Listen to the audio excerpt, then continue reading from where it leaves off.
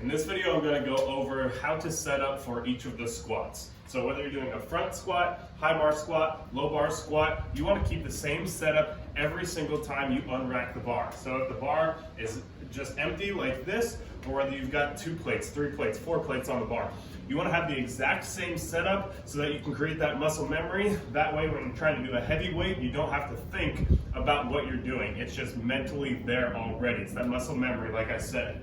So what you want to do is find whatever hand position on the bar, whether that's a little bit closer, right outside of your shoulders, or a little bit wider, whatever's most comfortable for you, and stick with that hand position every single time you unrack the bar. So when I get underneath the bar, roll it forward. I roll it forward so that it's pressed up against the rack so I can wedge myself under it.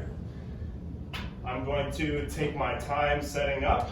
I would say start with a foot stance that's about shoulder width apart and then adjust it when you are stepping back. So I'm going to take one deep breath in right here. That way it can be nice and supported. 1 step back, 2 steps back. If you need to take 3, 4 to get a little bit wider, or 3, 4 to get a little bit closer, that's totally fine. But try to limit it to 4 steps, or else you're going to run out of energy before your squat. So let's start it over again. About shoulder width apart, wedge myself under, big breath. Now, I might release a little bit of air as I'm stepping back, but I want to take one more deep breath into my belly before I start the descent.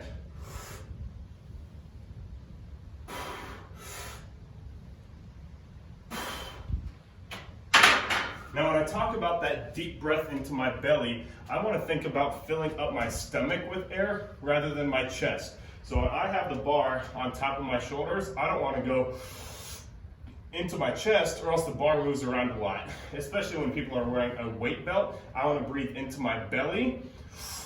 That's going to create some intra-abdominal pressure, really keeping that core tight throughout the movement. You can think about, the feeling, the sensation of when you're about to take a poop. That's how tight you want your stomach to be. So unrack the bar, take a deep breath in, really squeeze that stomach tight as you sit down and stand back up with the bar.